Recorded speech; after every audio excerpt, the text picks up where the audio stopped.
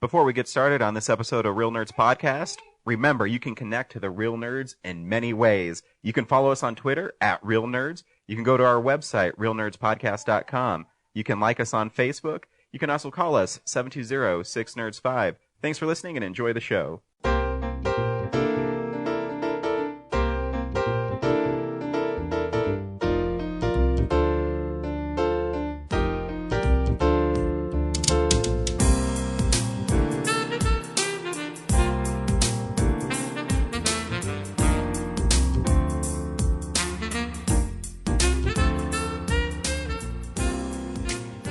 Welcome to Real Nerds Podcast, unofficially the official podcast at Denver Comic-Con. Pick up your tickets at denvercomiccon.com. Soon, it is June 15th through the 17th at the Colorado Convention Center. I'm pretty sure the 3-day passes are sold out, so you have to buy them individually. Wow. But I think they have tickets for every day. You just can't buy the 3-day and yeah, one you can't thing. get the deal anymore, yeah. But make sure you get them soon. They keep on announcing new guests. And about this time of year, I get really excited because we actually got the email inviting us back to Denver Comic-Con. Oh, good. I'd like to go. Yeah. We should go. That'd be So we fun. have to fill out the media thing, and hopefully we'll good. be able to get it. Yeah. You know, that Jason Jansky Yeah. from D Street, he likes us. The last year when we were there, he was in the media room, and he was really nice to me. He Yeah. helped me do the interviews with DC. And Man, so- it means Brett and I got to get on rebuilding the booth. We got some ideas for some cool stuff to do. Which I don't think it's that crazy. The hardest thing is that I got to reach out and get permission to use the dock, which would really make like being there Thursday. Even if important. we don't, my brothers have trucks. True. So we Yeah. could. It's more like the thing is if you don't have permission to get the dock, you can't get a couch up onto that floor. I think we could. Here's what we do. This is what I was thinking: is Yeah. the IKEA has those $99 couches, Right. And they're super light. That's true. So I mean, we don't have to get. I mean, they look nice enough. Oh yeah. You know what I mean? Yeah, I mean, because even if you wanted to like dress it up more, you go get like a couch cover, Yeah. so that it Yeah. looks like an old TV set. Yeah. I mean, we could even get just like black drapes if you want to put it over. But they have the black ones. Yeah. I was just there the other week looking actually for a couch for Comic-Con. I mean, I was there with Yeah. my wife, so we were getting something else. Right? Yeah. She wanted forks, but you were like, Yeah. But they actually have this really nice black one that I think would work really well, and I think it was like $99. Oh, very cool. Yeah, I'll check that out. Speaking of your wife, we got to wrap this podcast up. She just texted me and wants me to go get drinks with her. So, Okay. we gotta move this thing along. Okay. I'm just kidding. But every week we go see a new movie and we podcast our experience to the world. This week we saw 13 Hours. I don't like The Secret Warriors I don't like of that. Benghazi. So I don't say it. The Secret Soldiers of Benghazi. I don't like that subtitle, so I never say The unknown soldiers of the because yeah. because it sounds like it's a B movie when you say it like that. It does. It sounds Yeah. like a directed, which considering it was dumped in January, But this is like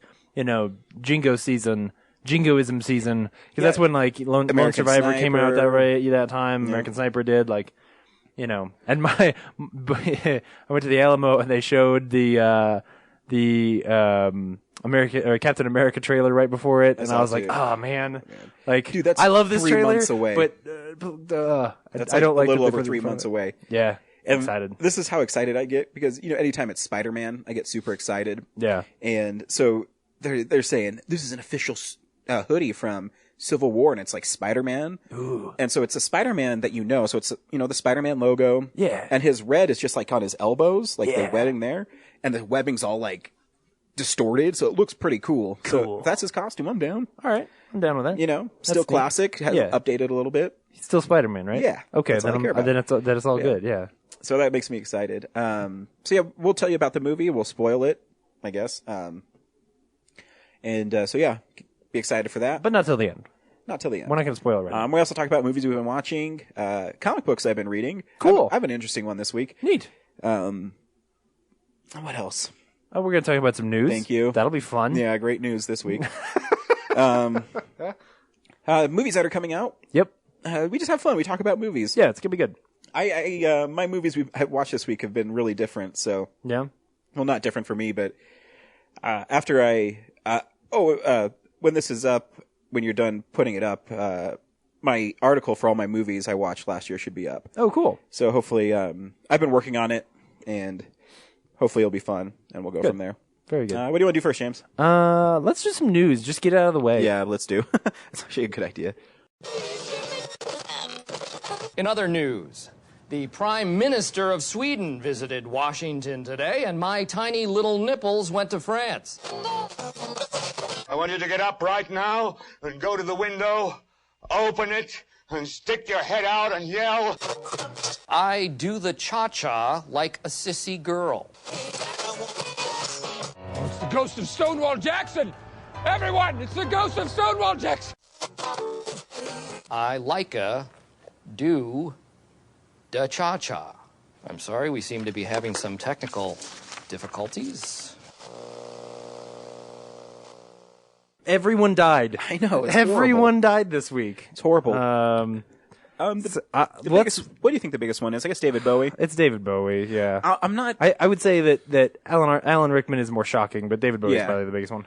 But Bowie was shocking, too, because he never said he had cancer, which I kind of respect. But he was also 69 years old. Yeah. Alan Rickman was younger. No, Alan Rickman was 69, too.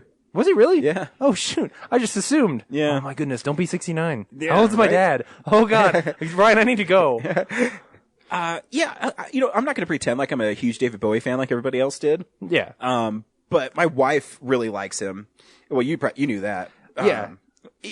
No, I got a good David Bowie story. Cool. I mean, for me, it's whatever. Yeah.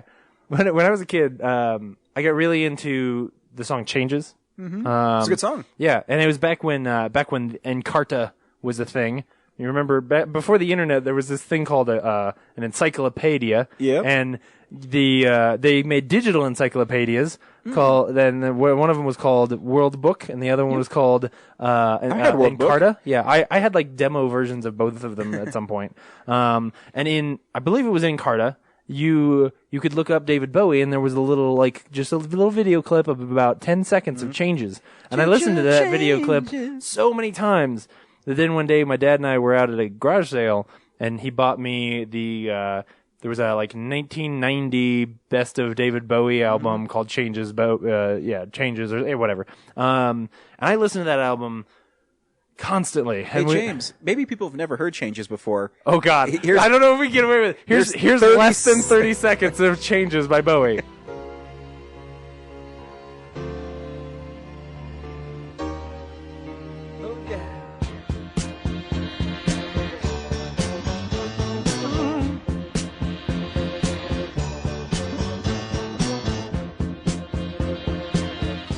So we're going to have to play a different song here in a second, too, because the story's going to get a little different. Cool. So I was a kid who, on long road trips, I always sang along to my song. So I'd have headphones on, but I'd be singing out loud. So my parents are in the front seat, like, laughing, talking or whatever, and I'm in the back. Laughing, James, come on. Oh, yeah. Well, just wait. And my favorite song on that album was Suffragette City, which meant that there was a 7-year-old kid in the back of their car who, way too often was singing "Wham Bam Thank You Ma'am." Nice. Wait, how does that song go?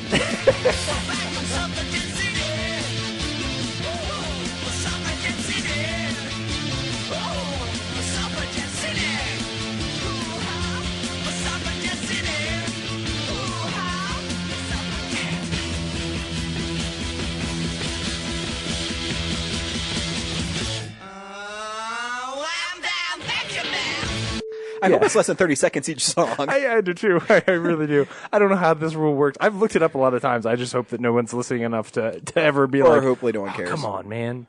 Well, they can sue us. We don't have money. Yeah. You're not going to get very far. But yeah, so I was really into Bowie for a spell when I was younger. My wife really loved Labyrinth, and I remember she wanted to dress my little boy up as the baby from Labyrinth this year. And you she mean wanted a to go baby? Yeah, the Goblin King. And I was like, that's stupid. But he's just a baby. Yeah. Isn't he? Like, I don't, or is it like a really foofy dress or something I have like? no idea what it is. Weird. Yeah. I really liked his, early music. I'm not going to pretend like I'm a huge fan of his, but I have his like greatest hits and stuff. And, but he's still important in, the music world and also the movie world. He's in quite a bit of movies. He's just cool. He was a cool dude. Yeah. I mean, you can't say anything bad about him, Yeah. And he was really good in Extras. If you ever saw the episode of Extras that he was in. He's also really good in, Zoolander. where they have a walk off, and he tells them the rules of walk off. Right. So good times. But yeah, also Alan Rickman passed away. Man, like, and just when they were getting ready to finally make that Galaxy Quest sequel, I know. You know, he's great in that movie. He's great in everything. I'm trying to. Hans Gruber, of course, Severus Snape in Harry Potter, which he's probably most known for now.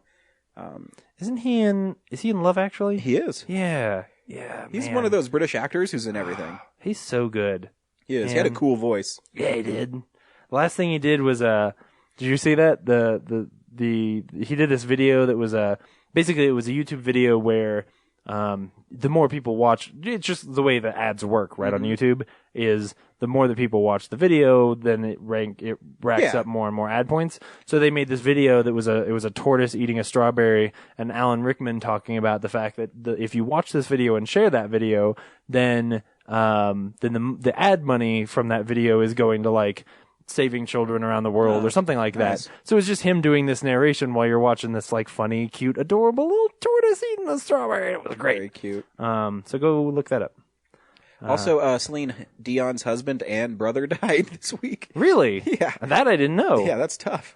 Her husband was a really big music producer. Oh, okay. I don't know what her brother did. I just read that headline on CNN.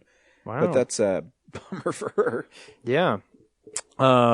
Dan Haggerty died yesterday morning, who is famous for playing Grizzly Adams, who I far too often get compared to.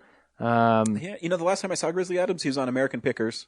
Oh, really? They went and picked his house. They got this like really sweet door and this painting of him riding a motorcycle. Wow. Yeah. That's cool. Yeah. I like that. And Mike Wolf wrote a really nice thing about him. So. Oh, good. And the week after The Revenant comes out, which is, it's certainly not ironic. And guy named David Margulies, who is most famous for playing the mayor in Ghostbusters. Oh, that's right. Died this week at the age of 78. That's one of my favorite scenes in Ghostbusters is when they go to him and they want them to give back their powers. I don't know. Yeah. Sure. That's a really funny scene. Yeah. So what does Venkman say to him? Oh man, it's really funny. We should probably put it in this episode because then I'm gonna have to find it. Yeah. Well, if you can, whatever. If I can find it, here it is. There we go. Yeah. So now you all know how successful I am at finding some video. And if you clips. didn't find it, then you can just say you're a jerk. But yeah, man, long week. Yeah. Sheesh. Let's move on to other things. The Oscars were announced this week. Oh, that's true, man. Not anything super surprising. No. What just surprised me is they actually put The Martian and Mad Max. Up for Best Picture. Yeah. So, come on, Academy. Like, this is your chance. Don't be dicks. Just give it to Mad Max. Like, finally, just tear away all of the stigma. What do you? Looking at it, I don't think The Martian or Mad Max is going to win. Oh God, no. The only thing I think The is Revenant, maybe. I think that Spotlight gets Best Picture and Revenant gets like, I think that he gets Best Actor and they give some other awards to him.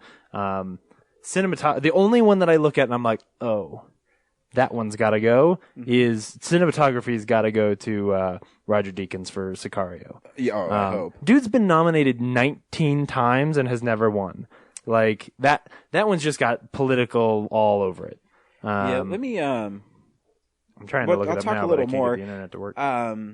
Because the Hollywood Reporter just put out a thing. Their Academy member put who he thinks is gonna win, and since he's a voter, I have a feeling that maybe this is what he voted for. Is he the only voter? No, he's one of them. Yeah. I don't know how many they have at the Hollywood Reporter. Yeah, I mean, what are the rules to be in the Academy? I have no idea. I have no idea. I should write a letter to JJ to our contact in Hollywood. Yeah, he didn't get nominated for director, did he? He did not. Yeah, that's Star Wars got a lot though. Yeah, it did. And sound and special effects. Mm-hmm. Yeah, it's got some good ones. It'll pick up a few. Yeah, I want to say the last time I looked, the guy from the Hollywood Reporter said The Big Short was the movie that's gaining the most traction. I could see that. I could absolutely see them giving it to The Big Short. But man, if they gave it to Adam McKay for best directing, that'd be awesome. Ridiculous. Yeah, and I wouldn't necessarily agree because I as much as I really like that movie, I think it's a little bit messy, but it's also trying to do something really tough. Yeah, no, I think the movie's really good. Obviously, it was my number 10 movie of the year. Yeah, but you mean the actors? It can go to anybody. I think they're going to give it to Leo this year. Oh, absolutely. They had better give it to Stallone though. But you have Fassbender, Redmayne, Damon, and Cranston also nominated. I don't care. I don't care. Give it to Stallone. Yep. So Sylvester Stallone's going against Christian Bale, Tom Hardy, Mark Ruffalo, and Mark Rylance from The Bridge of Spies, which was the one that I actually think is the shocking best picture. Mark Not that I think The Bridge of Spies is a bad picture. Yeah. But because it got nominated, I think is pretty cool. Yeah. I mean, it's also Spielberg. Yeah. Ironically, the guy who at one point was the guy no one would ever nominate for anything is now the guy that always gets nominated for everything he does. Yeah. I know how much you love the music in Hateful Eight. It won a Golden Globe and it's nominated again. I know. As soon as I saw that Mad Max is not nominated for Best Original Score, I wanted to go screaming into the night. None of the best scores of the year are even on that list, if I remember correctly. I got to get back down to it, but let me look it up. I don't think there's. Let's see. The best score is Bridge of Spies, which Bridge of Spies is pretty good. It's fine. Carol, The Hateful Eight, Sicario, and Star Wars. Star Wars is good.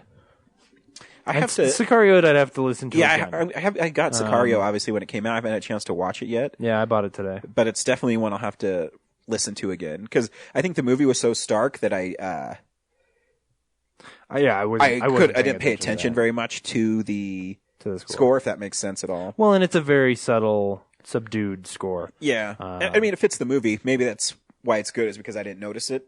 Has Kate Winslet ever actually won? Yeah, she's won, I think, 2 or 3 times. Because I think from the list of best supporting actress, I think she's my favorite. But the truth is, I don't know. I didn't see The Danish Girl, and I didn't see Spotlight, and I didn't see Carol, so maybe I shouldn't get the vote. But it's certainly not Jennifer Jason Leigh. Moving on. Yeah, I'm going to try to see Spotlight this week, I think. It's playing at Denver West. So part of why I expect that movie to win is because that's one of the movies that probably needs a economic boost. And so if they re-release that movie or just get it back into a lot more theaters or at least around the time that the Oscars happen, I could see that movie winning. But yeah, I don't know. Big Short would be a good one. Yeah, I think that would be cool. Actually, I'm not. There's no parts of the Academy Award I see this year. I'm like, this is stupid. I can't believe this is nominated. Yeah. They're all pretty good. I mean, there's some that are shoe-ins like Inside Out and things like that. But I don't know. I think you mean as nominations? Yeah. Yeah. I think Anomalisa. You think Anomalisa is going to win? I think Anomalisa will win. I think that movie is just artsy fartsy enough to. Have you seen it? No, I haven't yet. Did you go? No. I'm really tempted to. I've heard some in fact, if you listen to the last week's show, Tim League did a sort of plea for that movie and explained why he thinks that movie is so fantastic. Yeah, to me it looks fine, but it also looks like one of those movies that Charlie Kaufman is hit or miss for me. Oh yeah, because everyone's raved about Eternal Sunshine for the Spotless Mind. I was like, meh. It's okay, but it's not. Yeah. Yeah. It is not my favorite. No. I like Adaptation a lot. Yeah. Adaptation's cool. Anyways. Cool. Any other news? No, unless you want to talk about Making a Murder. Oh, yeah. Because I don't know what this is. I don't know what's going on. So, tell me about what's going on. A lot of people in the legal world and in Wisconsin, like how I said Wisconsin there. Don't go to Wisconsin. They said that the movie left out a lot of key evidence. And good. You mean any? Yeah. So they started releasing everything, and you can go online now if you're really bored and you want to be disturbed, and you can watch Brendan Dassey's 4-hour interrogation. Yeah. And where he describes in pretty graphic detail what happened without being really coached by the police. Oh, really? Yeah. The way it was constructed in the documentary, I just read transcripts and clips of it. I'm not going to watch 4 hours of it. Right. Yeah, I know. But yeah, so there's that where he knew, where everyone's like, because in the documentary, he said, we cut her hair, weird things like that. But in the actual confession, he does say things like, I walked in the bedroom and she was naked with her hand down, and I just watched a play in football I can't believe just happened. The Green Bay Packers threw a Hail Mary and got a touchdown on the last play of the game again. Anyways, that she was naked, face down, and he told him to have sex with her, and he said okay, because he wasn't going to ever have sex anyways. And then he dragged her outside, and so it was really unusual. Again, I don't know what to believe in it. Yeah. Because at the same time, it's like, yeah, you're telling me that, but I have this whole other thing where you're just like, nothing makes sense in this whole case. No. And that's the thing. I don't care whether he did it or not. What I care about is that from watching the documentary, it seems like the court case itself was not handled properly. Yeah. And someone needs to take a look at it. I think so too. Because it doesn't make sense. Like when you're given two pieces of evidence right next to each other and you go, this doesn't line up at all. Right? Yeah. How can there be blood and no fingerprints? How can there be fingerprints and no, like, how can there be one DNA and not the other? Like, it just, things don't line up. That's what I mean. Like, there's something not right in the whole thing. And I would prefer to believe, dark and twisted as it is, I would prefer to believe that they are both guilty and did a horrible, horrible thing. Yeah. Because at least that way they aren't in jail for the wrong thing. Yeah. But I don't.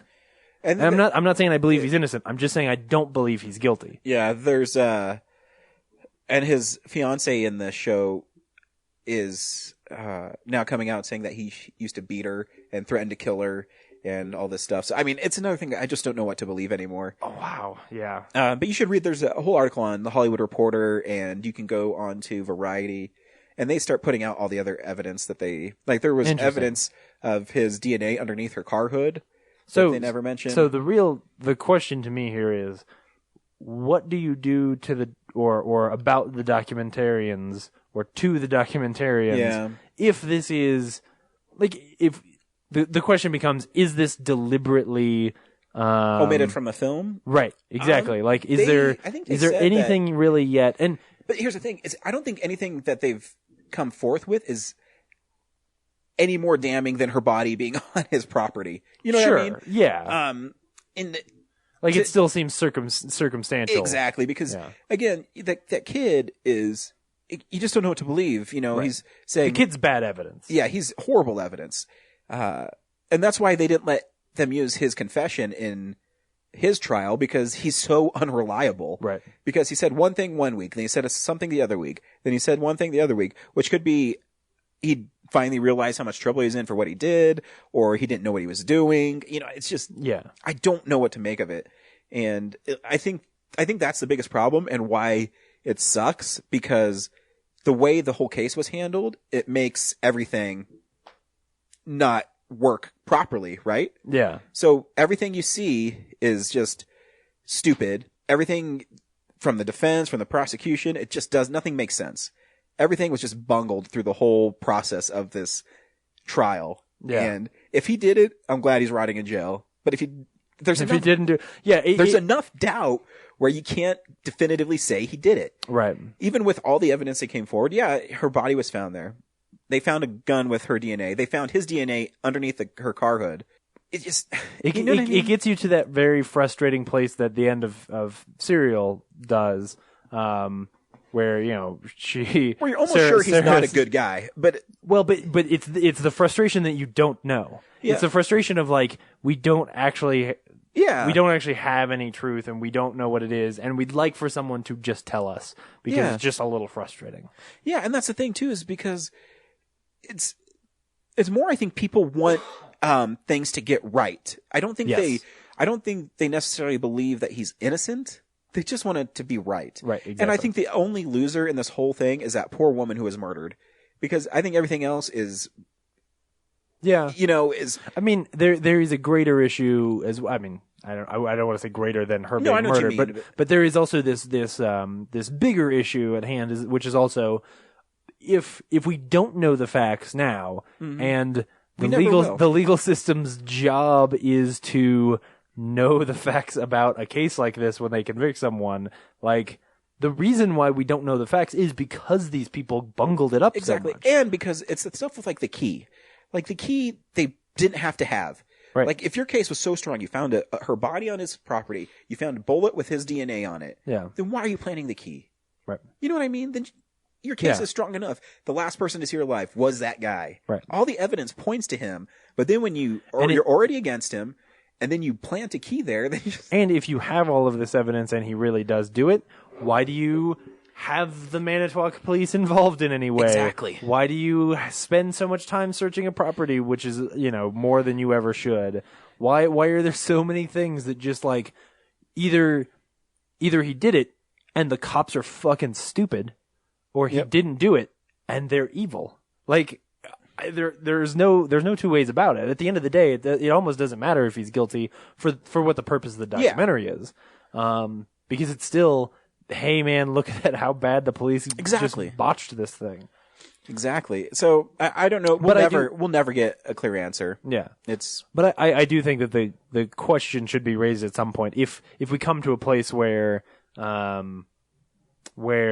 it's clear that stuff was left out of the documentary, that I'm all for them having a like editorial twist to it, and I'm not trying to accuse them at all. I have no idea. But if it's ever proved that like, hey man, they deliberately left out stuff that in order to make it more entertaining and make it more of a thing to, blow up and be famous, like, but I don't believe that. Even this, like, if they cut out sections of the interview tape, they played me sections of the interview tape that also happened. Yeah. Like things that I look at and go like, this is also bad. I have not read anything on, from all these people where I saw and say, oh, well, that just changes everything. Right. That's the bombshell that I was waiting for. Yeah. Cause you already knew, like her body was found there. Her phone was in the barrel next to it. You've seen all this, stuff before. Right. So nothing in it to me is going, yeah, that's a smoking gun. And same goes for the defense. I haven't seen anything where it's like, oh, he didn't do it. That's exactly what. Yeah, I just end up with things like, hey, if he did it, why didn't he crush the car? Exactly. If he did it, why is there no blood anywhere? And with his ex-fiance saying that, he's guilty and he used to beat her, and the only reason she has to be out of the documentary. Is she the one that was in the documentary? Yeah, the drunk one. Oh, okay. And how they made it seem like the police told her to stay away, and now she's saying that's not true, that he was mean to her and beat her and choked her and said, I'd kill you. This being the woman who also comes off in the documentary as being an alcoholic and having a serious problem. That's what I mean. So like, what she says, she could also just want to change, Yeah, what she says is what Dassey says. I don't hold any value to what he says, and I don't hold any value to what she said. Because now, why didn't you say anything before? Right. Oh, now that this documentary is huge and you're getting publicity, because I'm sure she was paid to have this interview. I'm sure she didn't do it for free. Right. So it's stupid. It drives me crazy. This whole thing just is obnoxious. Yeah, don't go to Wisconsin. Yeah. Anyways, what do you want to do next, James? Let's do some what we've been watching. Cool. Oh, we got movie side! This is my boomstick! I love being a turtle! You're getting your wishes, so sit down! Great Scott! The line must be drawn here. Damn you all to hell! And you will know my name is the Lord when I lay my vengeance upon thee. Now you're getting nasty. Ryan, what have you been watching? I watched a lot of goofy things this week. Awesome. Because I don't know. After I watch a bunch of serious stuff, like I have the last few weeks. Yeah. Like last week I took a somewhat of a break and watched iZombie, which is still really good. I just finished the first season. I'll wait till the second season comes out on DVD and I'll watch it. But I watched Joe Dirt on Blu-ray. Joe Dirt 1 or Joe Dirt 2? Joe Dirt 1. Cool. I haven't seen Joe Dirt 2. Yeah. And the Blu-ray of Joe Dirt has a making of Joe Dirt 2. And when I watch it, I'm like, wow, this looks really, really... In Joe Dirt 2, does he have a Rastafarian haircut sewn into his scalp? No. Oh, man. That's not like the end of Joe Dirt 1. But I haven't seen it in so long that it's pretty funny. It's like the only joke I can remember from Joe Dirt 1. Yeah, me too. When I watched I don't remember anything. I'm new. I don't know what to do. Which is another one of those weird lines of dialogue I quote constantly. Yeah, it's a really stupid movie, but it's really funny. David Spade in it plays this redneck who's left behind by his family at the Grand Canyon, and so he spends the whole movie looking for him. And it's just a bizarre movie. You know what I mean? He gets his. How is it he loses his hair? He loses his scalp, and then they sew a mullet into his head. Yeah, and because his brain is exposed, and he's like, I'm no doctor or anything on this radio show. It's just the most bizarre yeah movie. But it's funny. I like it. It's harmless. Yes, harmless is a good way to say it. So that's all I can say about it. You have to see it. He just plays, and there's a lot of celebrities in it that I didn't remember. Yeah. And of course his, his Christopher Walken shows up as the, Christopher Walken's in it for like 5 minutes as, right. As the undercover or witness protection agency janitor. Yeah. And he pretends that he's dead. That's a good one. Yeah. It's just bizarre. It's funny though. I had a lot of fun watching it because I haven't seen it in so long, and it's a movie that if on Netflix should be watched on a Saturday. Yeah. Yeah. Dang. Yeah. So I have fun with it. Yeah. Cool. I also watched Kung Pao Enter the Fist. For those who don't know, James, I know I'm going to give you a lot more work, but can you please play the trailer for Kung Pao Enter the Fist? Absolutely. In a land of mysterious beauty, in a time of extraordinary legends, in a place of ancient secrets, the greatest hero the world has ever known is about to kick his first butt.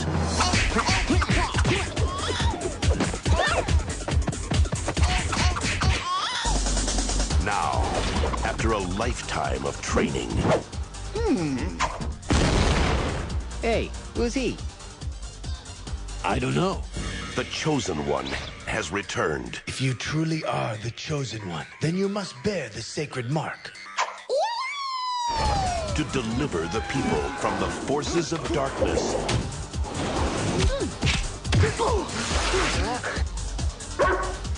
And to check out the hotties. Be not concerned of her shyness, for it will pass.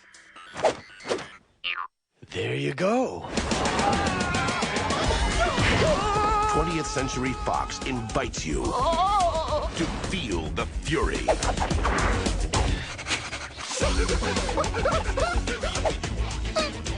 Taste the passion. You are the Chosen One. One day, all will be revealed to you. I'm sorry? And witness the utter madness.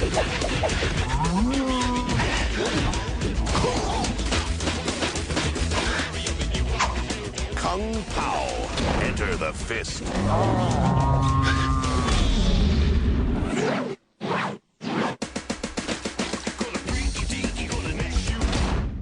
So I saw this movie in theaters, and I remember when he rolls the baby, or when the lady rolls the baby down the hill at the beginning, I laughed so hard I couldn't breathe. I still laugh at that part. I haven't seen it in a long time, but I got it on DVD at Blockbuster, and I went on Amazon. Yeah, and I just scanned it in, and I said, I wonder if they have this on Blu-ray. They don't have it on Blu-ray, but to buy it separately on DVD, brand new, is like $70. Holy shit. So I don't know if it's like So you got you got a digital copy? No, I have it on DVD. Oh, okay. But, I mean, you can buy it with like shitty movies and it's like $15, but to get the Chosen edition that I have is like $70. Oh, wow. So it must have went out of print really soon. Yeah. But yeah, if you don't know what the movie is, Steve Odenkirk, who is a really big Hollywood comedy writer, he did Ace Ventura, Bruce Almighty, a lot of Jim Carrey vehicles. Yeah.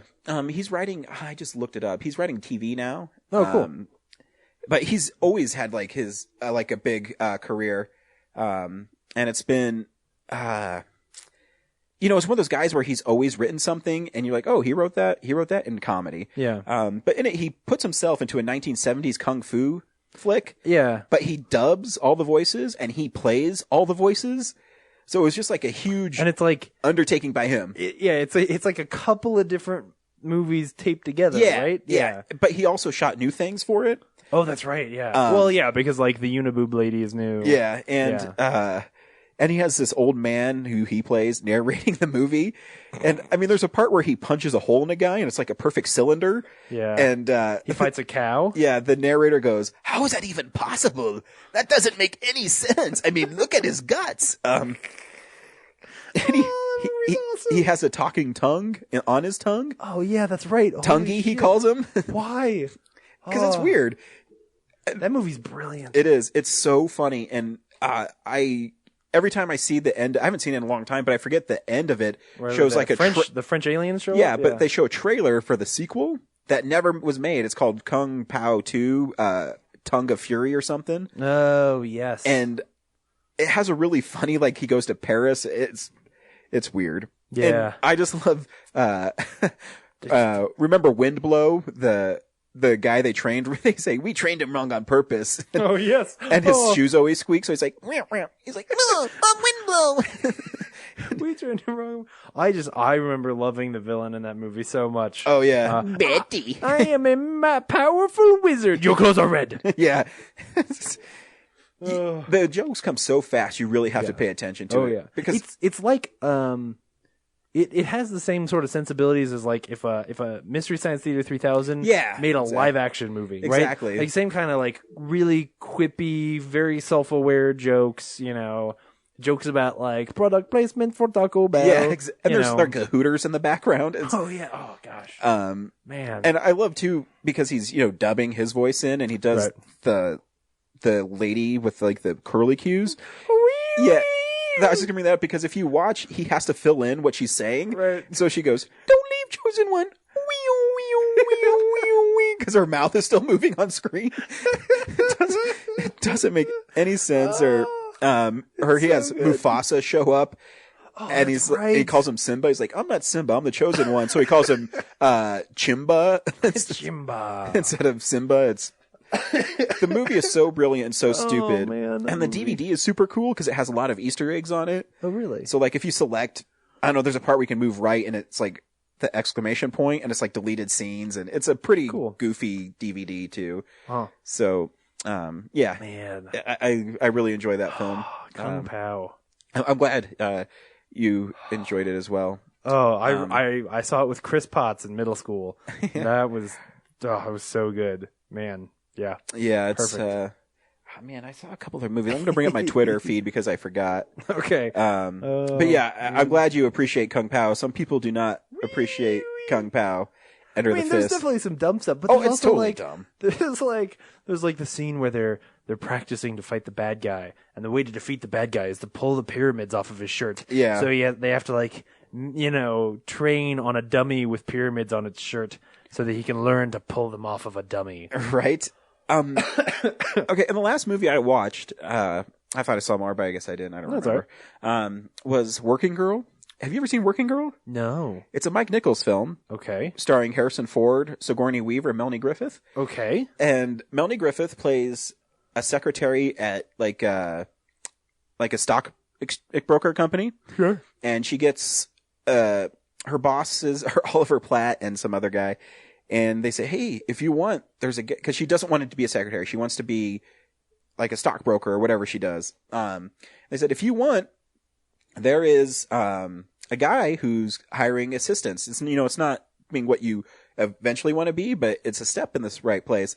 So she goes there, and it's Kevin Spacey, and he's only in it for 5 minutes. Yeah. And he tries to get her to have sex with him, and he's watching porn in his limo.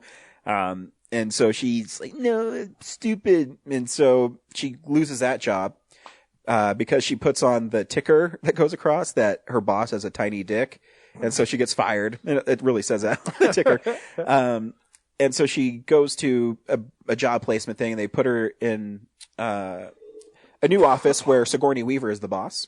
Cool. And Sigourney Weaver has this company that's looking to expand to media and TV, and Melanie Griffith has the idea, says, "Well, they should do radio. It's cheaper, and it's a way to in the door." And she's like, "Oh yeah, I'll pass it along. We work together."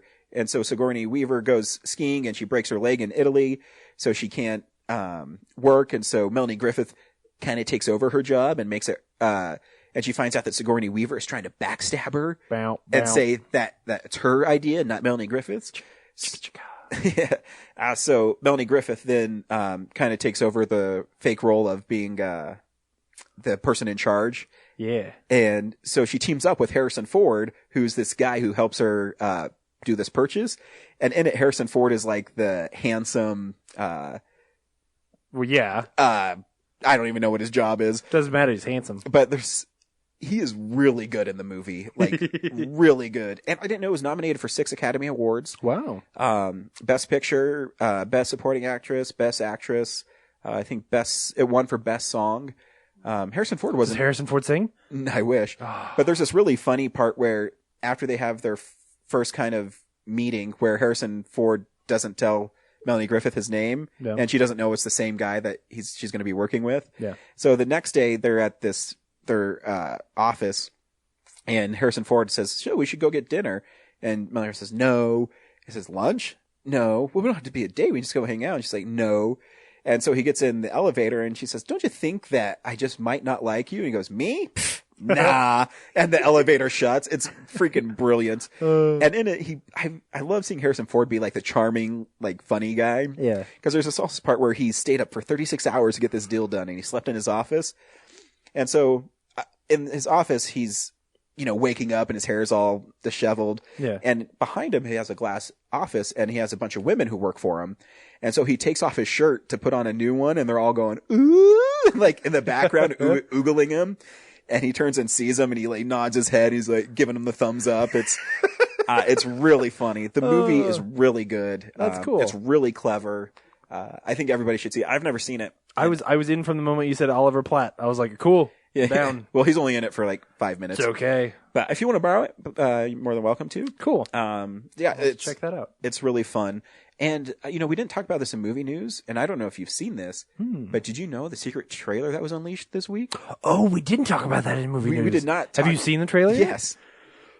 Okay, let's roll back to movie news really quick. Yeah. So 10 Cloverfield Lane debuted.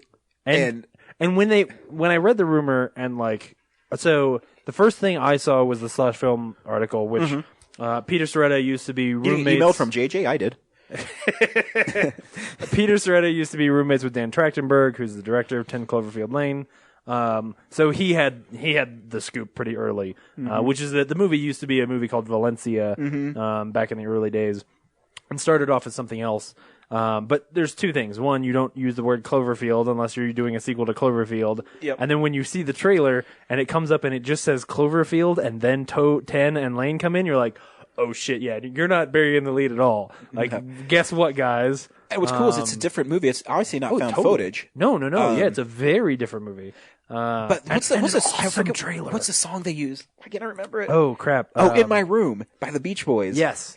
And it's brilliant because it's like creepy. Yeah. Because they slow it down. Yeah. And it looks like Mary Winstead, Mary Elizabeth Winstead is like held there against her will. But at first you don't know. At first it's just like that. The trailer just starts off happy and then just slowly gets worse. The truth is, look, I like Cloverfield. I'm more excited about seeing Dan Trachtenberg make a movie. Yeah, because I've followed him for a very long time, and he did a couple short films, which if you haven't seen, like he did an episode of Black Box, which was amazing. So go look up Dan Trachtenberg's short films. But this trailer is it's brilliant. It's a great trailer. Oh, it sells you immediately. And would have been a really super cool thing to see. Did it release in front of 13 Hours? Yeah, I saw it. But I didn't see it in front of 13 Hours. Yeah, but did you see that the original release of it was a bootleg version where the original trailer online looked like someone's holding a cell phone up to a movie screen, and so it was playing like it was found footage. It's pretty brilliant. That's pretty great. That they pulled it off is awesome. Yeah. So way to go. Yeah. It's a really cool thing. So yeah, I'll be interested to see I think it would be fine if, in the end, you don't even really involve much of the Cloverfield beast at all. No, I don't care if the last shot is her leaving. Oh yeah. Because to see her act with John Goodman, if the movie has almost nothing to do with Cloverfield, if it's fine with it. If it's a bottleneck movie that just takes place in a bunker, dude, I'm down. Right, absolutely. And John Goodman and then the the guy who plays Jim from The Newsroom. It just seems like a cool movie. Yeah, I'm very excited. That's what I watched this week. That's awesome. Yeah. So, James, cool. what'd you watch? Well, I was late. Sorry, I was late to the podcast because dick. Charlie's not doing heroin, but everybody thinks he's doing heroin, and he decided that the baby needs to be baptized. So he's trying. He starts a fire and steals the baby for a second, and John comes over and saves the baby and punches Charlie, which was deserved, but at the same time just shocking. Yeah. Hey, man, guess what? Lost is awesome. Yeah, I need to watch that again. It's so good. Going back to it, I was like, man, am I gonna go back to the show and is it not going to live up to as great as I remember this? No, it totally does. I love the show more now than I did even then. It's so well written, and there's so many little things now going back that they're weaving in all these little threads, and a lot of the stuff that seemed big and important when it aired, so I just watched the first episode where you actually see the smoke monster, the Mr. Echo episode where it comes up. And I'm watching that scene and I'm like, that's cool, but I would rather spend time with Mr. Echo in Nigeria. I think watching it back to back to back to back really helps it. Oh yeah. Like I said, I watched it straight through. I watched the series straight through. Yeah. I'm pretty sure I got the 5th season on DVD, and then when I met you, was during the 6th season, right? Yeah, or something like that, or was it during the 5th season? I think it was during the 5th season. Yeah, you hadn't watched it. Yeah, so I watched it all the way up to the 5th season. Then I waited till the DVD came out for the 6th season, and because I remember us talking about the show and me knowing how it ended, but you not being there yet. Yeah. So in fact, was that the year we started the show? I think so. 5 years ago, right? Yeah, I kind Almost of. 6. I feel like I remember us talking about it on the early episodes. I also want to point out that right around then, around the time our 6th anniversary is, we'll have seen the 4th X-Men movie. X-Men Apocalypse will be our 4th X-Men movie. Man, right? Wow. Because we saw First Class was one of the first. The first one was our first episode. Well, yes, sort of. Yes. And then Days of Future Past, the Wolverine, and now we're doing Man, it's been too long. Did we record was Super 8 or First Class first? Because they're one episode, I think. Yeah. I think Super 8 is the episode, but if you listen all the way through, you also hear us talk about First Class. If you can make it all the way through? Yeah. Oh man, that's bad. Don't go back to the beginning. Yeah. Never go back. Listen to us now. Except to Lost. Go back to Lost. We have Lost to go back. Is great. See, that was you did there. Anyway, so I've been watching through a lot of Lost, and I've been thinking when I'm done with this, we should do just like a Lost episode. Cool. Talk about that show. Cool. Can I rewatch them? Yeah, we can do that. Okay, I need to rewatch them. Yeah, okay. I'll bring you my Blu-rays. Cool, because I only remember specific episodes. Yeah. So I need to get the tissue. I need the connecting tissue. That's what I was gonna say. Was if you didn't rewatch the whole show, I would just give you a list and be like, here, watch these episodes, and then we'll talk about these episodes because they're the best things that were on television. Man, that show is so good. If you've not seen Lost, just go watch Lost. It's great. Yep. Anyway, I also finished the 2nd season of Fargo. Finally, man, it's been over for a few weeks. Yeah, it has. I keep watching Lost. I don't know why. And it's interesting. I really like it. I don't love it as much as I love season 1. Season 1's got some characters that are just so endearing. And this season is paying a lot of tribute to those characters because it's like, well, the mother of those characters and the father of those characters is there. And they even pop up at one point. There's this really neat little flash forward in the final episode. So sort of a dream sequence thing where those characters pop up and you get to see them being happy and older and you're like, hey, this is great. But it's weird. So you remember the UFO thing? Yeah. The thing with the aliens? So that both happens and is also completely ignored. So like, there's definitely aliens in the show. Really? Like you don't see, but there's definitely a UFO. There's definitely a UFO in the show. But it's also not important somehow. Like they kind of pull it off. It's weird, but they kind of pull off because there's the whole like I thought that show was like super grounded in reality. It was. Well, but it's grounded in reality the way that Fargo is, right? Where it's like, hey, this is a true story, right? And it's set in the 70s. So it's just interesting that they went there with it. I would I think for the next season, and they've said for the next season that they're gonna go with completely new characters. But I would like them to pull it back a little bit. But I think it was just not. Part of it is that the person who ends up being like sort of the main villain, the main agent of chaos, is not anywhere near as good as Billy Bob Thornton was in season 1. Billy Bob Thornton in season 1 is just awesome and good enough that you're almost rooting for him. Whereas the guy who's sort of left as the big villain at the end of this second season is just chaotic. He's not. You don't love him the way that you love like John Turturro in the movie. And you don't love John Turturro. You just are like, holy shit. It's a villain that you love to hate. Yeah, exactly. So. Yeah. It's a similar sort of thing. But Billy Bob Thornton in the first season is like, he's like fucking up people you can't, like at first he's like the guy beating up bullies. And so you're like, oh, okay. Like, I'm kind of okay with this. And then he starts killing people you like, and you're like, I'm not okay anymore. I'm not okay. Billy Bob Thornton, go back in your cage. But yeah. And then what else? That might be it. Did you watch the end of Ash vs. Evil Dead? Oh, I haven't yet.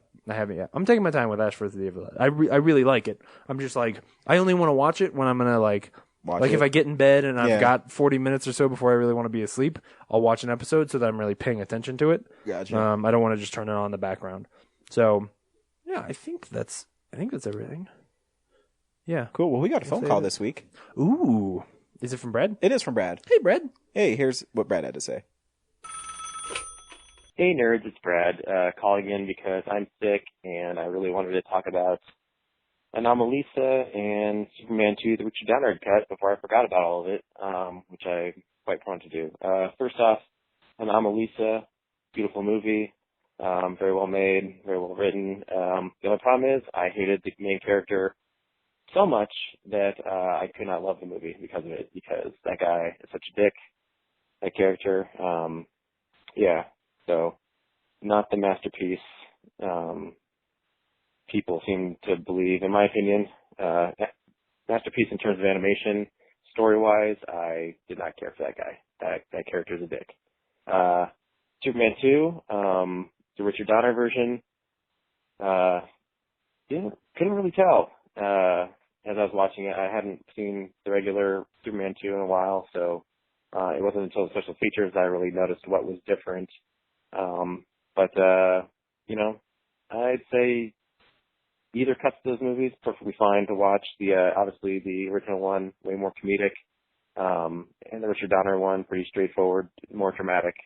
And it takes away that whole Superman's kiss erases Lois Lane's memory, so that's good.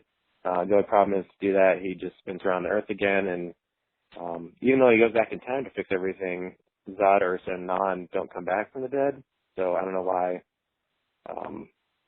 that should make sense. I don't know. Anyway, that's all I got. Hopefully I'll talk to you guys next week. Bye.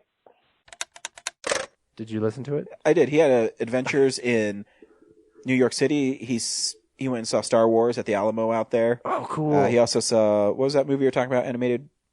Anomalisa. He saw that out there. What did he say? Did he not say?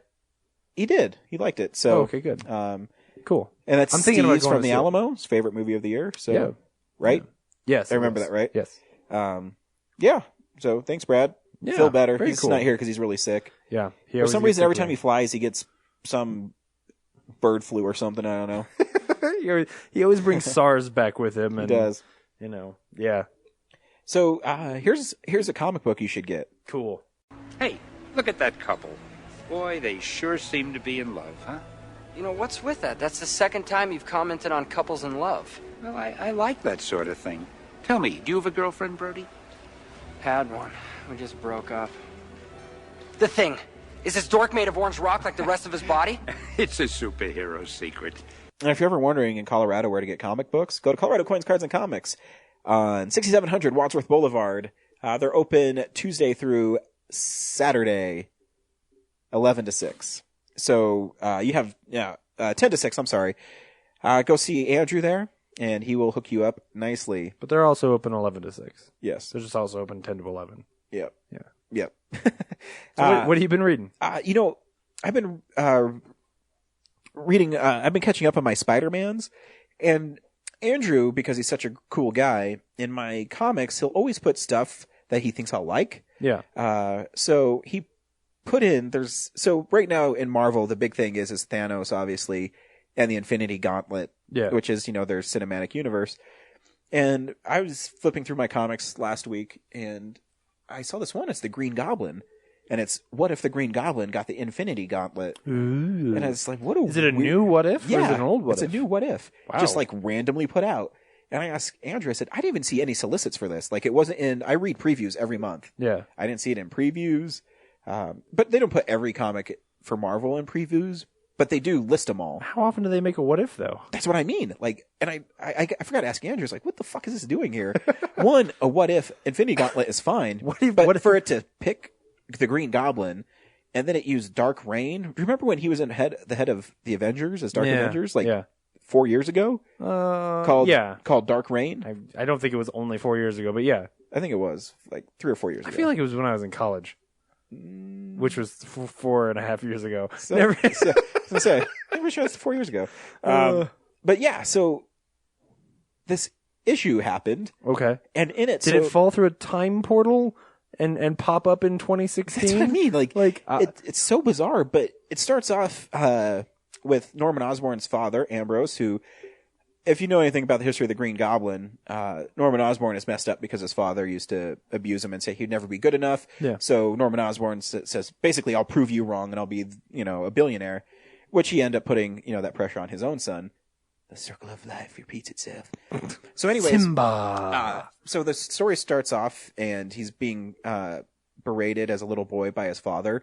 And all of a sudden, Norman Osborn, who we know him of like late 40s, shows up and grabs his father and takes him and says, you said I'd never be anything, but look at me now. I control the power of a god. And then he kills Thanos and he kills the Avengers. And he says, this is what I can do. And he says, and I'll make you love me. And so he makes his dad love him. And then it's a really weird issue, but it's pretty. Is that how it ends? Do they go running through a park together? So it gets creepy. So he says, you know what? You don't love me and you never will. And he kills his dad. And then he ceases to exist because he killed his dad. And so it ends with him realizing him killing his father killed himself. And then all the Avengers come back? No, then the Infinity Gauntlet goes away into space. It's a really bizarre issue. The art is really good in it, and it came out of nowhere. So I'm sure you can still find it there. I doubt it sold out. Weird, but it's really weird. And I just wanted to mention because the cover's cool. It's really the Green Goblin with the Infinity Gauntlet. Is it like modern art? Like it's drawn? Yeah. Because I own a handful of What Ifs, and they're all drawn in the 70s. Yeah, like Silver Age. Or the 80s. Yeah, like I haven't seen a What If that was drawn after 1982. No, it's modern. Yeah. Wow. Yeah, the colors in it are really nice. Weird. That's cool though. They should totally bring that book back. Yeah, I don't mind What Ifs. I mean, but, talk about a bizarre one. And, Andrew, I would never known about if Andrew didn't put it in my stack. Right. Because Andrew, anytime the Green Goblin shows up, he puts it in my stack. Right, yeah. If it's like, even in Punisher. Like in the background, and it's like, there's a little guy flying on a thing. In fact, I remember during Dark Reign, there was this really bizarre variant of cover of the Punisher, where the Punisher was shooting the Green Goblin through his stomach. And it doesn't make any sense, but Andrew put it in my slide. He's like, hey, you want this Green Goblin cover? I'm like, sure. Did you buy all of the Dark Reign comics just because they had... If the Green Goblin was involved in it, I did. He wasn't in all of them. Okay. But Andrew would always give me the variant covers if the Green Goblin showed up. Sure. Like, so if he was on the cover, I got it. So... Yeah. Yeah.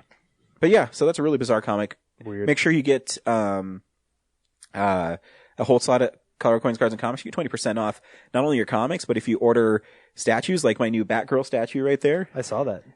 From the animated series. Yep. I got 20% off on it. Very so cool. It ended up being, I think, $34 instead of $45. Nice. And it's, a cool one because Batgirl. Because it's Batgirl from the animated series. Yeah. I love me some Barbara Gordon.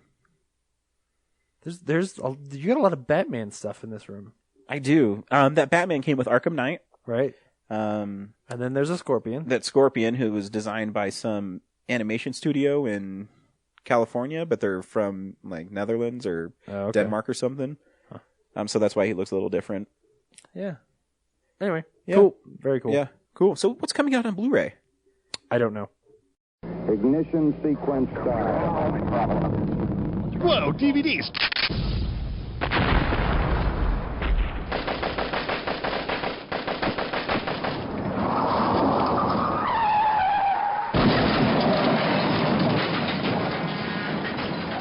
Yeah, baby! Yeah! Oh, yeah!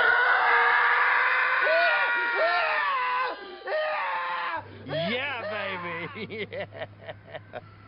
You know, James. Oh, I definitely know. How about season 6 of Swamp People? There's 6 seasons of that? Apparently. Dude, I don't watch History Channel because of it. I watch History Channel for American Pickers. I liked about half a season of that show. Like, it was just enough of a train wreck to be like, oh, I could watch this, and then I was done. Like, have you seen the like the Curse of Oak Island? No. It's awful. Is it really? Yeah. The trailers for it looked awesome. Yeah, but that's the one where it was like, there might be some kind of treasure on this. Yeah. On this Do you know island. what every episode is? They don't find the treasure? They don't find the treasure. Of course.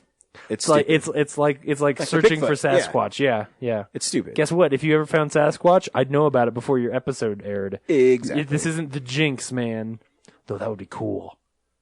If they did if somebody found Sasquatch and they hid it and it was in a documentary and then they were like, no man, we found this thing. Yeah. I got it.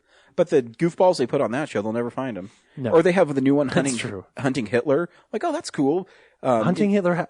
So Hitler's dead. Yeah, well, there's a theory that he didn't die. He didn't kill himself because the Russians burned his body and, whatever. Right, yeah. If you can't put his head on a pike, then maybe he didn't die. Yeah, Mussolini. Right. And so, so these guys are saying, oh, we think he went to Argentina. So it's them like, and because there's Nazi gold in Argentina. Yeah. Right. And so there's even, like the voiceover guy says, could this be the clue they're looking for? And so it'll go to commercial and then comes back. Be. Oh, we thought there'd be a clue here, but there's nothing. It's so obnoxious. Yeah, because guess what? If you found Hitler alive and hooked up to an iron lung, it would be on the evening news. Yep. My goodness, man. Anyway, Straight Outta Compton's coming out on Blu-ray this week. Yeah, the director's cut, what Henry was talking about. Man, it's 14 hours long. Yeah. I'm actually really excited because I haven't gotten a chance Me to see too. it now yet. So, Everest, based on the incredible true story. That's a movie that some people should see. Maybe Blu-ray.com gave that their one of, I think 4.5 out of 5. Really. It's a cool movie. It's not bad. They said it looks amazing on Blu-ray. Oh, I bet. I mean, it looked amazing in the theater. And I think everybody in it does a really great job. It's just, it's that movie. Yeah. Like, you kind of know That's what right. you're going into. There's some movie called Woodlawn, which is like a football movie. It's a true story with Sean Astin in it. Sean Astin is in his football movie. Dude. Remember Rudy? It's like Rudy. There's a Rudy movie. Woodlawn, sequel to Rudy. Yeah. Anyway. So maybe check that out. Gem and the Holograms. Oh, that came out. It's super, super, super fantastic. What is it? What's the thing? It's the thing from Gem. Is Gem, it? Gem! I never saw the cartoon, and I remember when the trailer came out, people thought it shat all over the cartoon. I'm like, I don't know anything about. Yeah, who are these people who still give so many damns about Gem? I know. Yeah. Every generation needs a voice. That's the tagline for Gem. Moving on. How about The Ice Pirates with Robert Urich? Directed by Stephen that's an old Raffel. one. Yeah, it is. I've never seen this movie, but I've seen clips from it, and it's always looked awesome. But I think it's it's sort of in that era of Mad Max movies where part of it is you see the cover, and the cover is just awesome. Is that it's a Warner Archive, right? Yeah. And it's the cover looks amazing, and then you watch the movie and it's kind of it's like Mad Max quality. There's not enough budget in it, and yeah, there's a robot, but he's just a dude in a suit. And then there's a wacky sidekick, but it looks cool. I kind of want to check this out. I'm gonna leave that tab open. Continuum the final season. Who knows? Wait, season what 4. is Continuum? I don't know what that is. Continuum is the Rachel Nichols show from the Sci-Fi Channel. Sure. In which she travels. She's from the future where things are shitty, and she travels back in time to our time when film budgets are cheaper, and she has a magical suit she wears under her clothes that does stuff, and it's not written real well, but the ideas are kind of cool. So it's like Time Alias, and I only say that because it's got Rachel Nichols in it, and I like her. And this cover's got this really horrible looking CG. Remember her in Conan the Barbarian? Yes. Yep. Moving Conan on. the Barbarian. Let's not make it 2 weeks in a row of shitting all over Conan the Barbarian. I have to watch it again. Yeah. I really like Rachel Nichols. I think she's great. I don't think she's great. All Things Must Pass, the rise and fall of Tower Records, which is a documentary directed by Colin Hanks. So I think it's a documentary. It is. Yeah.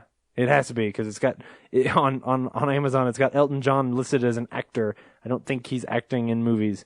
So yeah, it's a documentary about the rise and fall of Tower Records. That one's pretty self-explanatory.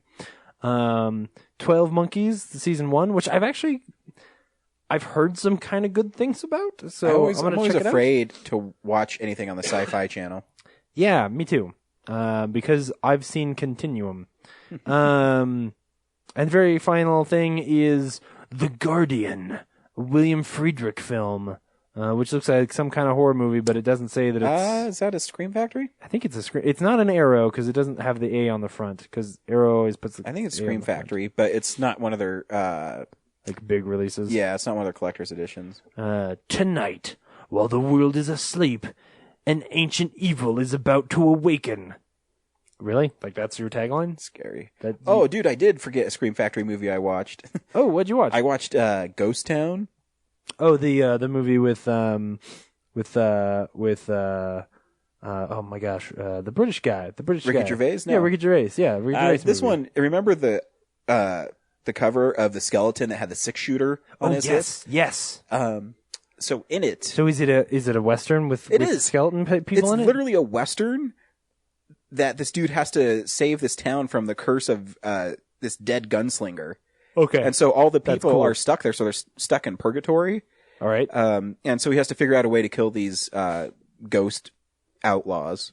That's pretty cool. Which the movie's not great, but it's different and entertaining. Yeah. You know, it's a B horror film from the 80s. So if you want to... The cover is way cooler than the movie. It's called The Good, the Bad, the Satanic. Instead of The Good, Bad, the Ugly, you know? Yeah. That's pretty good. It's really goofy. I should have talked about it more, but I can't remember it. I just know it was really goofy. And, yep. So there's another weird little horror movie that I just really like the title of. The cover is a woman, and she's lying in a bed, and she's in like a nightgown or whatever, and the doors at the end of her bed have burst open, and outside there's some kind of evil wind shaped like a face blowing into her bedroom, and the movie is called Nightmare Weekend. That's got to be the worst 2 days of her life. Oh, man. Yeah. Saturday's pretty good, but Sunday's horrible because you know Monday's coming. Man, slow Nightmare Weekend, yeah. So, but this week, Hotel Transylvania 2 and The Martian both came out. Why don't they like make one week and the other? Well, I mean, straight out of Compton and Everest, and I guess Gem. I guess Gem and the Holograms. Hey, man, they got to dump the bad Blu-rays. You know what? I did forget about to talk about the good one because the Pretty Peaches trilogy 2-disc Blu-ray set comes out today. That's right. I'll be right back. He'll fall asleep as soon as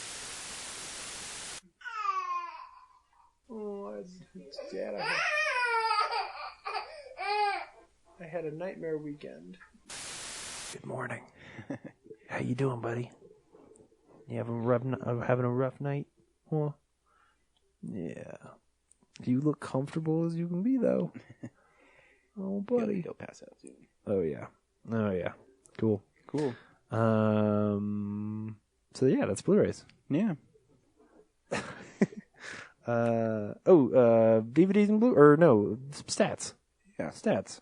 Greed in all of its forms. Greed for life, for money, for love, knowledge, has marked the upward surge of mankind, and greed, you mark my words, will not only save Teldar Paper, but that other malfunctioning corporation called the USA. What is it, Star Wars again? Is it always Star Wars? No, I think this week Ride Along 2 is going to win. What happened last week? Oh, Ride Along 2 won. Yeah. Well, no. this week, but last week was Star Wars again. Oh, okay. All right. Good. The Revenant made like $38 million, though. That's pretty good. Yeah. They're saying The Revenant will win this weekend. That'd be cool. That movie's good. It deserves to be seen. So next week, I don't even remember what comes out next week. Man. What are we seeing next week, James? I don't know. You want to play that game for a second? Yeah. Let's play that game. So it's January 22nd.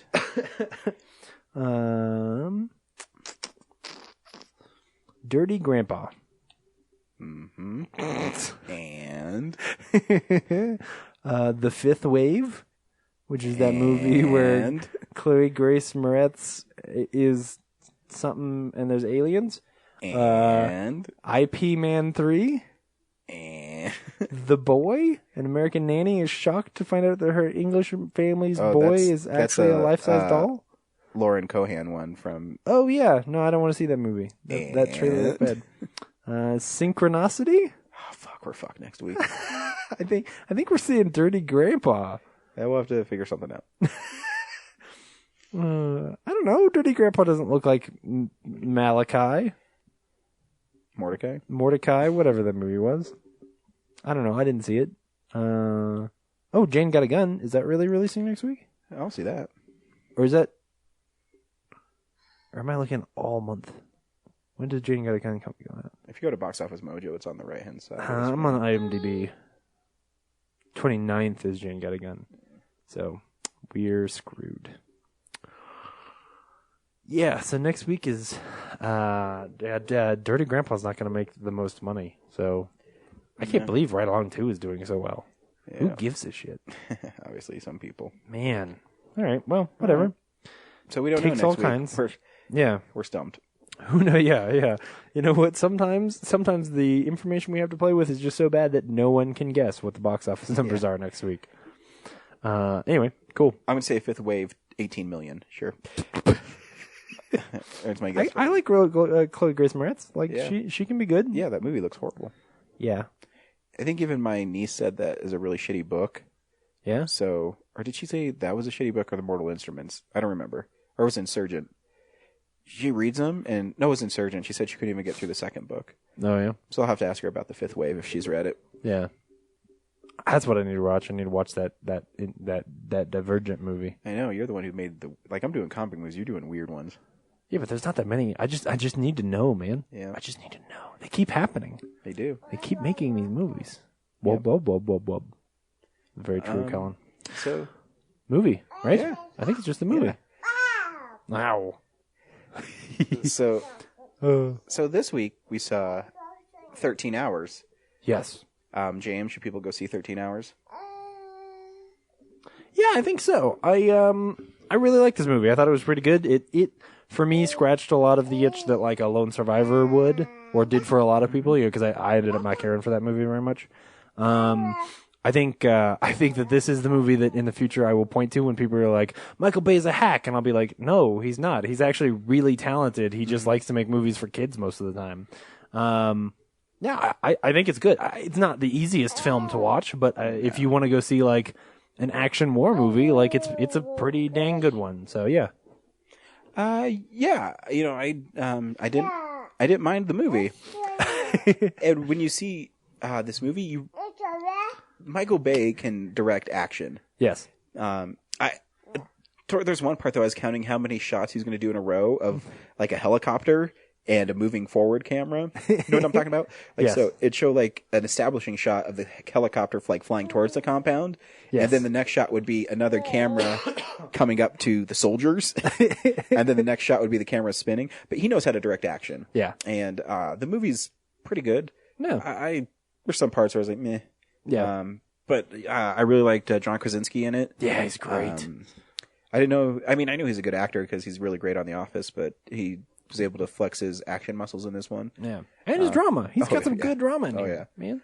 So here's a trailer for 13 Hours.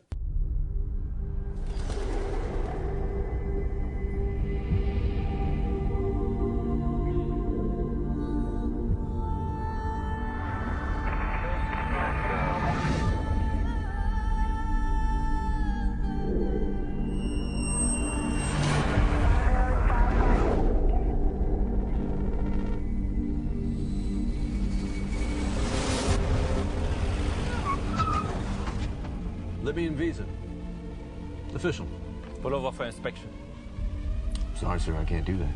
Pull over for inspection. How willing are you to die for your country? I'm ready to go right here, right now.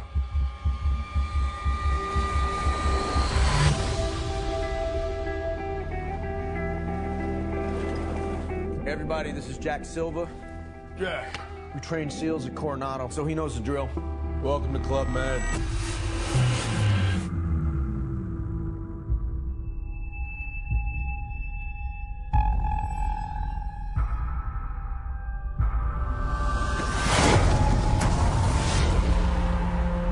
We need immediate assistance. We are overrun. State's under attack. Let's go, man. State's under attack. Let's go. We gotta move. If you do not get here soon, we are all gonna die. You have a U.S. ambassador at risk. The ambassador is in his safe haven. You're not the first responders. You're the last resort. You will wait. None of you have to go. But we are the only help they have.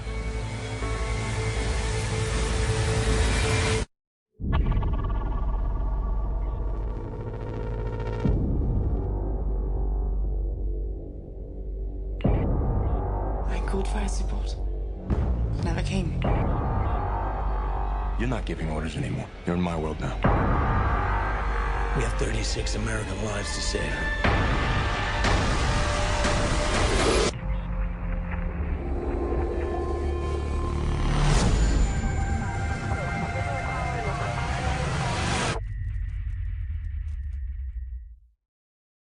Yeah, I'd say the one thing about the movie that, if I'm going to start off negative, the one thing about the movie that I don't love is the there's some sequences that are like, not flashbacks or dream sequence, but like they're, you know, man, I don't even know how to describe it.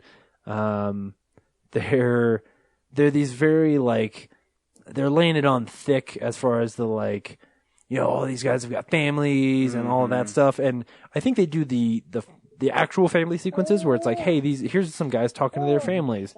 But the sequences where it's like us hearing their thoughts, or like us, like, hey, here's the thing they said earlier, and then here's some shots to remind us this is emotional and impactful. Like, some of that stuff is a little bit heavy-handed. Yeah, and just not done terribly well. But then you get the scenes where he calls his wife when they're on their way to McDonald's. That's a great scene. It's amazing. It's such a good scene. Cause like, and the kids start freaking out, and it just feels so real. Yeah. And I knew a little bit of what was gonna happen, but I didn't know like who was gonna make it and who wasn't. Yeah. So in that scene, I was like really like, oh man, like it better not be John Krasinski, cause I really care about him. Yeah. Yeah, I don't know. Yeah, that scene is fantastic. Yeah. Though. And you know, the thing with Michael Bay is his action scenes are so good. Oh, man. You know, and the detail and the way that they are edited, like when and he builds tension really well. Yeah. Like that whole third act, actually, I would say the whole movie has really good, well done tension. I think the scene where they're trying to get the okay to go to the compound. Oh yeah, where like, tell us we can fucking go, or these people are gonna die. Right. And like, just let them go, man. Yeah. And then eventually what's their name? GRS. They just decided to just do it. Yeah. They're like, fuck you. I don't care anymore. I'm out. Because it was basically, a lot of people are saying, oh, what about the political stuff? It's not, the only political thing is you realize that they're in a situation where they're not supposed to be there. Right. Or they're not supposed to be there, in quotes, like it's a secret base. Right. And so they have to cut through a lot of tape. Right. For them to get the okay. And you're talking about a very short period of time. Exactly. I think, was it 25 minutes from the time they found out before they got there? Something like that. Oh, yeah. Well, for that piece, yeah. I mean, I think the place where it gets, like, The places where the movie's a bit damning is when they have like, you know, she calls and she's like, dude, I don't even want a helicopter that can shoot guns. I just want you to fly a jet over this place so that people know you're here because that will save our lives. Yeah. Like that, I think, you know, the fact that still nothing happens, that's a thing where I'm like, oh man, like, come on, guys. And the thing but is at the same time, you know, I mean, what do you do? It's not my decision. That's, you know, a lot of people are saying, oh, is this going to be bad for, you know, Clinton? But when you watch it, it's like, it's not really her call in it. And she's not. She's not even in the movie. But I think the controversy there has to do with some of the other things that happened afterwards. But but you know what I mean? It's like, I mean, what do you do in that situation? Yeah, it's, but the last, like, the actual 13 hours of them, you know, fending off the Benghazians. The Libyans. Yeah. You know, like from Back to the Future. Yeah.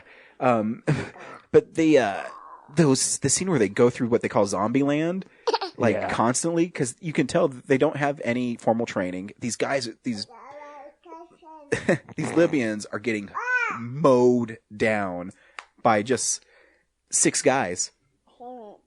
You know, just 6 guys are just mowing these guys down because they're not trained. Right. Well, and those guys are good at what they do. There's a reason why they're the ones who are getting paid to be, you know, soldiers, even when they're not soldiers anymore. And I really liked, I don't know if like's the right word, but I really thought it was fascinating when they were going, are these guys good guys? Are these bad guys? Who the fuck are these people? You know, like when the rebels basically call the CIA guy and go like, hey, you guys are shooting at us. And they're like, what?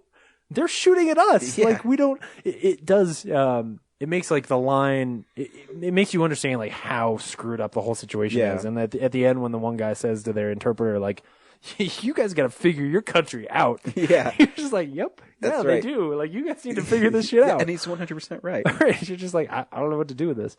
I also love the fact that like, this movie to me feels like maybe the most realistic portrayal of espionage that I've ever seen. Like, I love the line where the guys are up on the roof and they're like, hey, how are all the Jason Bournes downstairs doing? Because, like, the truth is, here's these guys who are, like, they're trying to collect intel out in the field and they're spies. They've got undercover names and they're, you know, they're doing all this stuff. All they're doing is going and, like, meeting people for lunch. And they got their bodyguard with them. But it's just a fascinating, like, look into what the CIA actually does.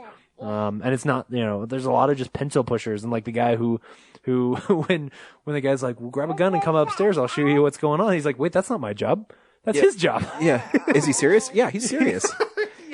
I think he's serious. And he's like, let's go. And because he even has that part too where you feel for him because at the end, you know, they have those American bodies and he says, great, you have to leave the country and it's just more Libyans. Right. Like they can't even get Americans to fly them out of the country. Right. And you realize how much of a mess they're in. Yeah. Oh, yeah.